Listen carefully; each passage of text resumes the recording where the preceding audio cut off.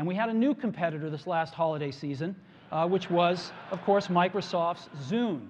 The Zune was Microsoft's flagship music player that was meant to go head-to-head with the Apple iPod. In this video, we're going to explore what the Zune was, why it didn't turn out quite as successful as Microsoft had hoped, and what led to the collapse of a product that was actually pretty great. This is a bit of business.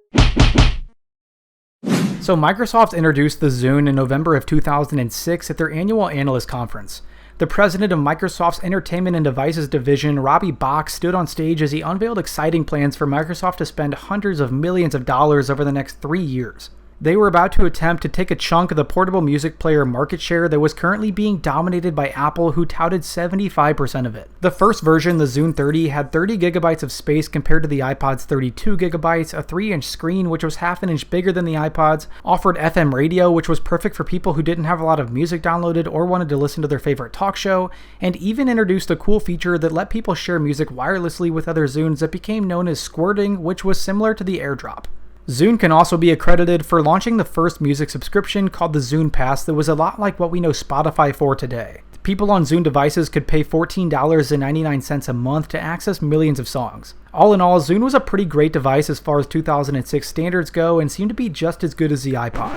Now, the ending of the last sentence is one of the most important parts of the Zune saga. It was just as good as the iPod. Seeing that Apple already held 75% of the market, consumers weren't very eager to switch to the Zune only to get a similar experience that was less mainstream. I also want to note how weird it was to me to offer the first generation Zune in 3 colors and actually choose brown to be one of them. Anyways, to get the full scope of the portable music player landscape and just how developed the iPod became before 2006, we'll have to go back to 2001. That's when Apple released the iPod. Before that, you only had 4 options if you wanted to listen to your music on the go. The first thing, if you want to listen to music portably, you can go out and buy a CD player, right?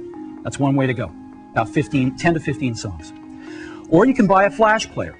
Go out and buy one of those.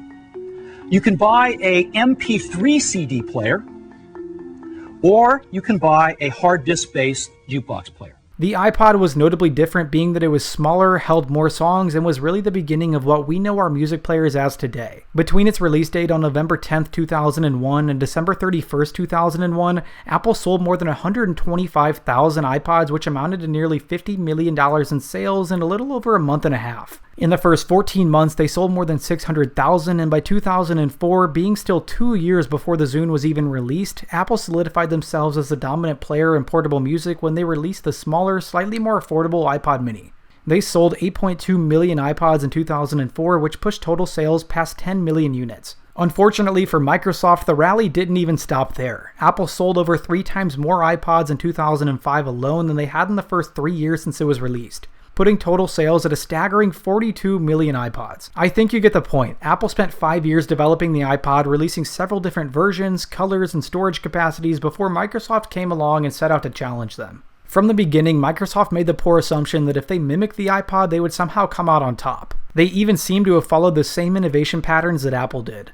Apple released the iPod in 2001, followed by 2 more versions that had more storage space, and then unveiled the iPod mini in 2004. Microsoft released the Zune 30 in 2006, followed in 2007 by the Zune 80, which had more storage space, and then released the Zune 4, which was slimmed down and smaller in size overall. In the first 16 months of its release, more than 2 million Zunes were sold. That seems pretty solid compared to the 600,000 iPods that Apple sold in the 14 months following its release. However, it was 2008 now, and although the Zune had sold about 375,000 units in the first quarter of 2008, Apple sold 10.8 million iPods in the same time span. This probably had to do with the fact that Apple had to tackle the challenge of teaching consumers what a device like this even was and that it was worth buying for a premium price. So we all know by this point that the Zune had pretty bad sales numbers and that the iPod was dominating the market, but I think there's still some crucial reasons the Zune failed that we haven't touched on yet. The first of those would be the phone that most of you are either watching this on or that's in your pocket. The Zune was released only 7 months before Apple announced the first iPhone and 12 months before the iPod Touch came out. Zune pretty much missed the height of the MP3 craze and launched just before phones started providing the same exact technology. It's pretty crazy to think about, but it was only 14 years ago when Steve Jobs took the stage and taught people how to scroll on a fluid touchscreen. Well, how do I scroll through my list of artists?